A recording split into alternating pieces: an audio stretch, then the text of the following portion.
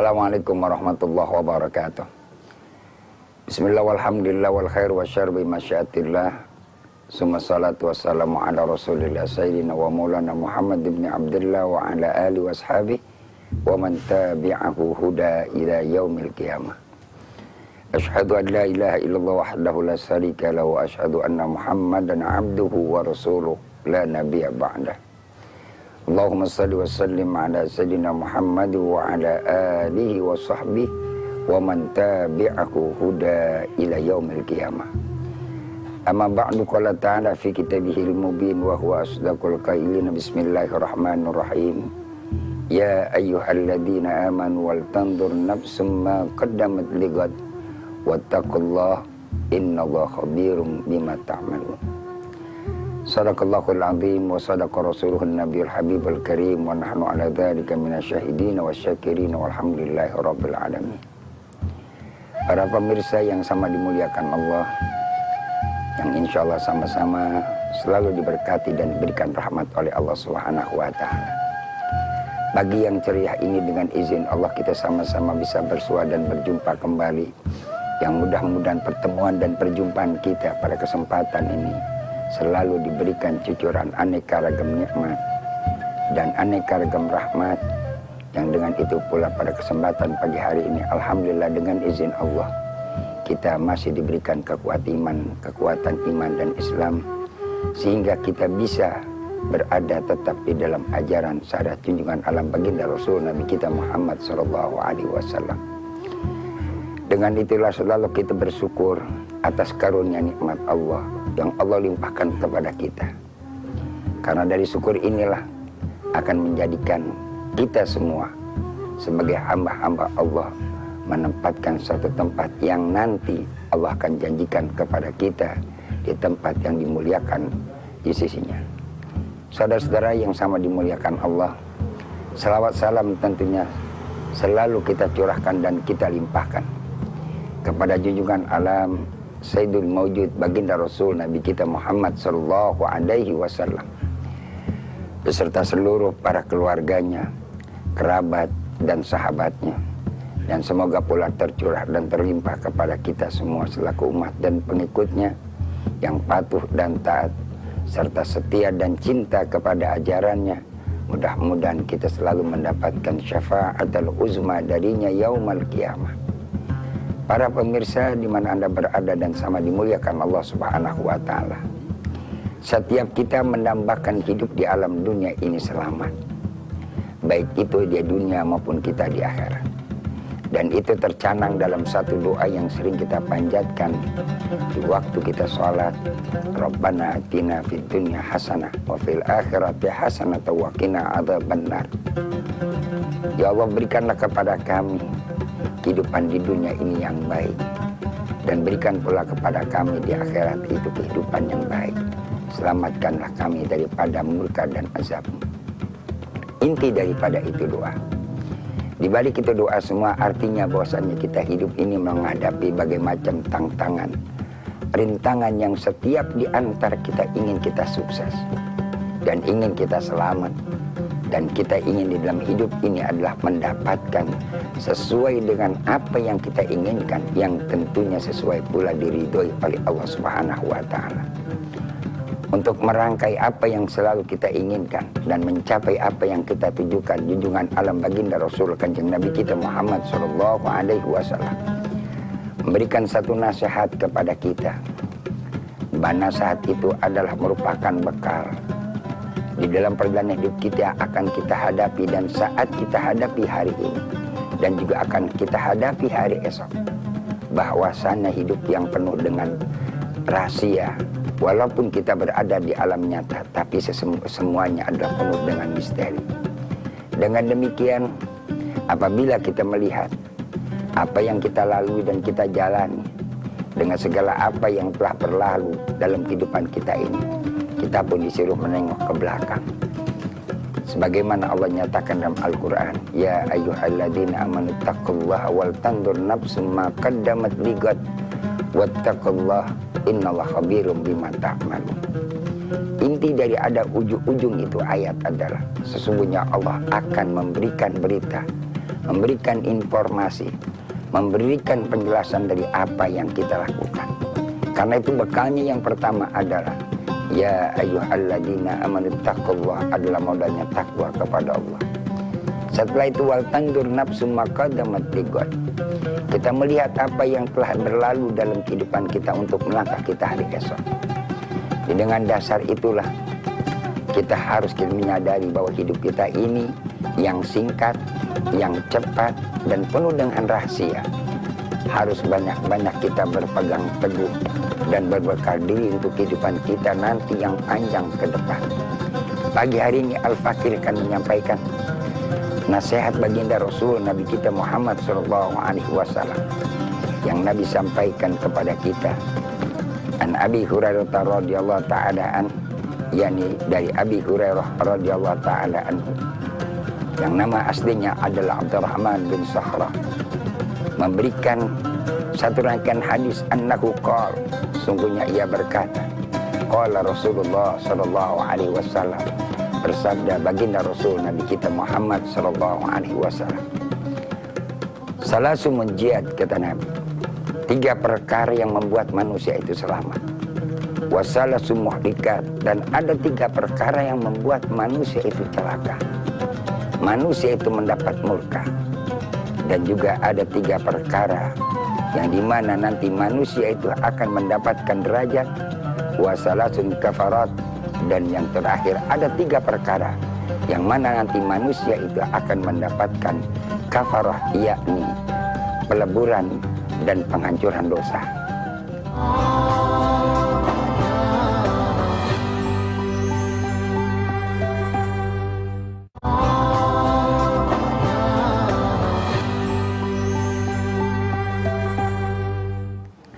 Ada 3 perkara kita bicara. Yang pertama, yakni salasu munjiat, 3 perkara yang manusia akan mendapatkan penyelamatan.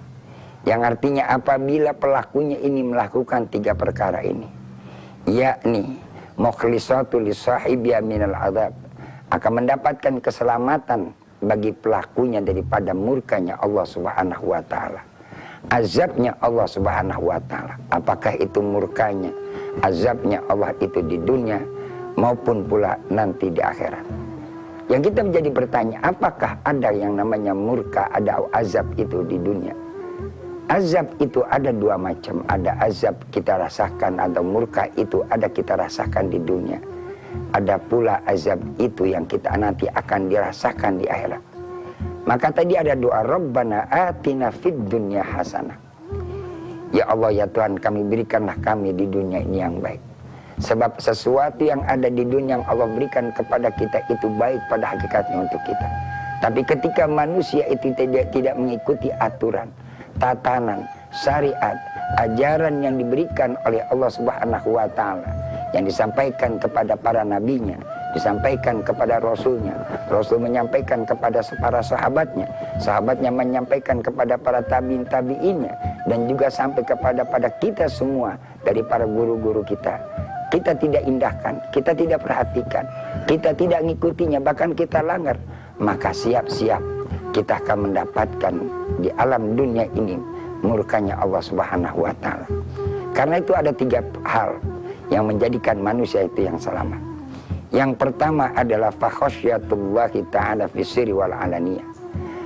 Manusia itu akan selamat di dunia dan juga akan selamat di akhirat kalau manusia itu ada khasyah, yakni ada rasa takut dan tunduk di hatinya kepada Allah Subhanahu wa taala. Fisiri wal alaniyah, baik itu di alam nyata, baik itu di dalam yang namanya rahasia, wal alaniyah maupun terang-terangan. Di dalamnya dia bertakwa, di luarnya pun dia takut kepada Allah. Bukan saja hanya di luar dia takut kepada Allah, tapi di dalamnya tidak pernah ada rasa takut kepada Allah. Inilah yang inti pertama manusia ingin selamat. Karena bagaimana manusia itu bisa akan selamat, manusia itu bisa akan tunduk dan patuh kepada aturan Allah Subhanahu wa taala. Ketika di dalam dirinya masih ada pertentangan, ketika di dalam hatinya masih ada pertengkaran, ketika di dalam dirinya belum mampu mereka bisa mendamaikan, ini yang rahasia. Karena itu Rasulullah SAW mengingatkan kepada kita, Jangan kita melihat luarnya, tapi mari kita lihat apa yang ada di dalamnya.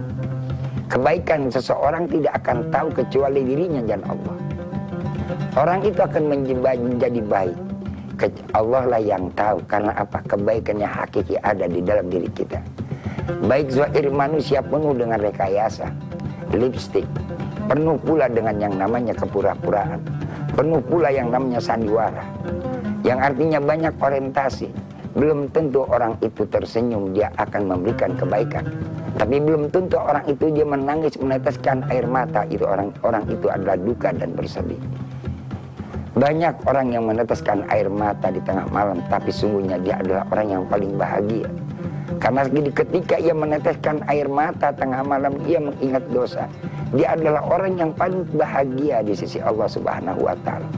Usai ia keluarkan air mata di tengah malam, kita duduk tersimpu di saat orang tertidur. Saat itu usai kita melakukan semua, ada kelegaan dalam hati kita. Dan itulah hakikatnya manusia yang takut kepada Allah Subhanahu wa Ta'ala. Maka fa khasyatullah fis sirri wal alaniyah.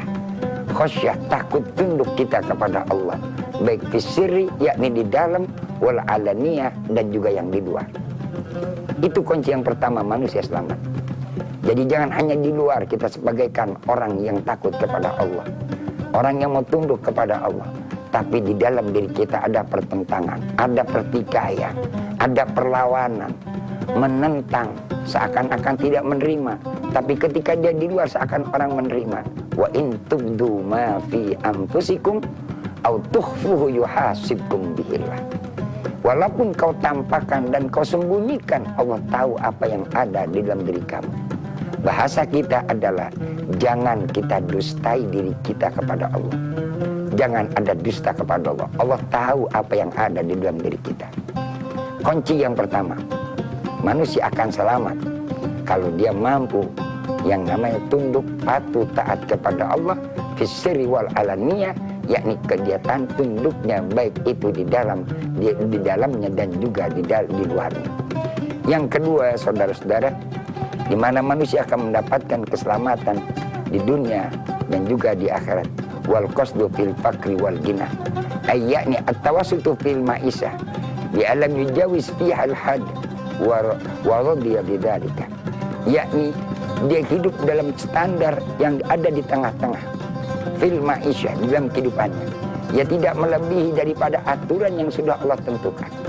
Manusia yang selamat adalah manusia yang memiliki jalan hidup yang ada di tengah, yakni dia bisa mengatur keseimbangan hidupnya, baik pada waktu dia susah maupun wal ghina, maupun dia dalam keadaan lapang. Susahnya bisa dia mengerti dalam kondisi susah, senangnya pun ia tidak yang namanya berleha-leha.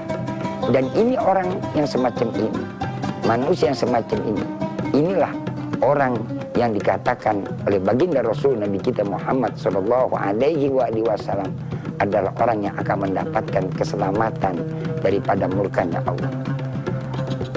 Karena hidup ini kita dihadapi dengan yang namanya Allah berikan, ada pilihan. Dan itu sudah Allah tentukan. Orang hidup ada yang fakir, ada pula yang senang. Bagaimana kita pada waktu mengalami kesulitan, ia tidak perlu banyak mengeluh. Ia tidak perlu yang namanya gundah gulana dan gelisah. Ketika ia mendapatkan kesenangan, ia pun tidak berbangga diri, tidak berbesar hati, tidak riya, tidak berpoya-poya, tidak bersenang-senang. Dia tahu bahwasannya apa yang Allah berikan itu adalah merupakan amanah. Yang Allah kasih itu adalah nanti akan ada pertanggungjawabannya di hadapan Allah. Summa la tus'aluna yauma idzin 'anil na'im. Karena segala anugerah nikmat yang Allah limpahkan, seluruhnya itu akan ditanya dan diminta pertanggungjawabannya di hadapan Allah Subhanahu wa Ta'ala. Dengan demikian, orang yang ini dia lakukan ambil jalan at-tawassul. Dia berada di tengah-tengah. Dia berada di tengah-tengah, tidak terlalu condong ke kiri dan tidak terlalu condong ke kanan. Tidak dia menunjukkan rasa kefakiran dan dia tidak juga menunjukkan rasa terlalu bahagia dan terlalu kesenangan. Yang ketiga yang dikatakan yakni adalah manusia akan mendapatkan keselamatan dari sisi Allah Subhanahu wa taala. Wal adlu firidha wal ghadab. Dia berlaku adil baik dalam keadaan ia senang maupun dalam keadaan ia marah.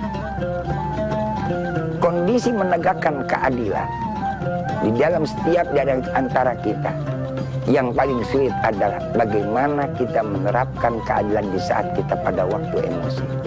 Dan lebih sulit lagi kita menerapkan jiwa kita adil, kita menetapkan keadilan pada waktu kita menghadapi yang namanya dalam kondisi di saat kita mendapatkan kesenangan.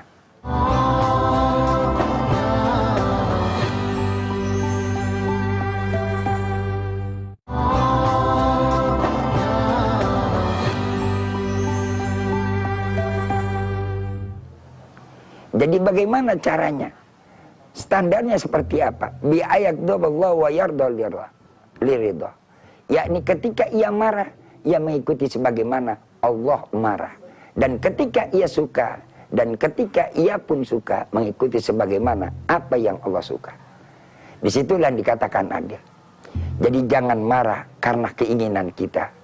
Dan jangan kita ridho karena yang namanya murkanya Allah. Di saat itu kita dituntut harus seperti apa? Al-adlu firidha wal ghadab, yakni adalah dia berlaku adil firidha wal ghadab di waktu dia dalam keadaan lapang, dalam keadaan ia suka, dalam keadaan ia senang, dan juga dalam keadaan ia marah. Tempatkan itu susah seperti ini. Kalau ini kita bisa tempatkan, tidak berpihak dan tidak ada kepentingan. Jadi keadilan itu ada terwujud dalam keputusan apapun dalam kehidupan kita ketika kita bebaskan diri kita dari segala kepentingan. Ikuti standarnya apa? Kita boleh marah sebagaimana yang Allah marah kepadanya. Kita boleh suka, senang, dan merestuinya sebagaimana Allah memberikan restu dan ridho juga kepadanya. Kalau itu yang jadi standar, tidak dasar kepentingan emosional, tidak ada yang kepentingan dorongan pihak manapun, ini yang dikatakan adil. Kalau masih ada pihak kepentingan-kepentingan yang memberikan dorongan kepada kita, jangan mimpi adanya keadilan kalau masih terdapat di dalamnya intervensi segala kepentingan. Saudara-saudara yang sama dimuliakan Allah Subhanahu wa taala, itu 3 pesan nasihat. Yang pertama, junjungan alam baginda Rasul Nabi kita Muhammad sallallahu alaihi wasallam. Bila manusia ini mau melakukannya, setiap di antara kita bisa mengerjakannya, insya Allah ada jaminan dari Allah Subhanahu wa taala yang Rasul sampaikan kepada kita, kita akan mendapatkan selamat di dunia dan juga selamat di akhirat. Yang pertama adalah tadi khasyatullah fisri wal alaniyah. Manusia itu ada rasa tunduk dan takut kepada Allah Subhanahu wa taala pada baik di dalam dirinya maupun yang ada di luarnya. Di luar dia takut, di dalam pun dia takut. Bukan saja di luar dia takut, tetapi di dalam dirinya pun dia takut. Ini adalah orang yang memiliki nilai ketakwaan yang hakiki. Yang kedua, wal qasdu fil fakri wal ghina. Hidup dalam keadaan seimbang. Baik dalam keadaan sulit maupun dalam keadaan lapang. Dia bisa menempatkan diri dia di situ.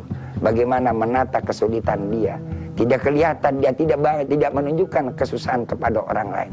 Dan juga tidak membanggakan dirinya ketika pada waktu ia mendapatkan kesenangan. Yang ketiga adalah mampu menegakkan keadilan, bebas dari segala intervensi dan kepentingan dari pihak manapun. Ketika ini berada dan mampu kita tegakkan, maka kita akan meraih keselamatan dari dunia maupun di akhirat. Yang ketiga perkara lagi yang menjadi kehancuran. Kalau tadi 3 penyelamat, sekarang ada 3 yang akan merusak dan menghancurkan kehidupan manusia.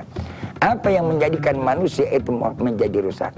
Fasukhun syadid, bukhlun syadid, fala yu'addi ma alaihi min haqqillahi ta'ala wa haqqil khalqi. Yang pertama yang menjadi kehancuran dan kerusakan hidup manusia adalah kekikiran yang hebat. Bukhlun syadid, yakni sukhun syadid bermakna adalah bukhlun syadidun, yakni amat sangat kikir. Kikir yang betul-betul hebat, medit yang meditnya betul-betul pelit. Orang yang semacam ini siap-siap akan mendapatkan kehancuran dan kerusakan. Kenapa ia akan mendapatkan kehancuran dan kerusakan? Fala yu'adima alai min haqqillahi ta'ala wa haqqil khalqi.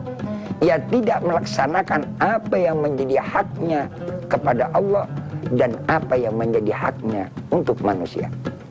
Apa yang Allah berikan kepada kita, di situ ada hak Allah dan di situ ada hak pula sesama kita. Ketika tidak kita penuhi, maka inilah yang akan menjadi kehancuran. Sebab Allah jelaskan dalam Al-Quran, Al-haqqu mutakatur hatta dziltumul maqabir. Kala sawfa ta'lamuna summa kala sawfa ta'lamun. Kala law ta'lamuna ilmal yaqin la tarawna jahim summa la tus'aluna yauma idzin anin na'im. Sebab apa yang Allah berikan kepada kita ketika kita menutup diri kita, yakni dengan penuh kekikiran, sifat bakhil yang berlebihan di dalam diri kita, ini menjadi apa yang kita miliki yang Allah anugerahkan akan menjadi keraknya neraka buat membakar diri kita. Maka ini akan menghancurkan. Ingat, tidak semua apa yang Allah berikan kepada kita itu adalah menjadi bagian kita. Di situ ada bagiannya orang lain. Di situ pula ada hak yang harus kita kembalikan kepada Allah. Saudara pemirsa, masih banyak yang harus saya sampaikan, tapi perlu hanya batas waktu pula yang dapat saya berikan pada kesempatan ini. Masih ada 3 hal lagi. Ini baru 1 hal dari 3 hal yang akan merusak kehidupan manusia. Insya Allah kita lanjutkan pada episode berikutnya. Wallahul muwaffiq. Assalamualaikum warahmatullahi wabarakatuh.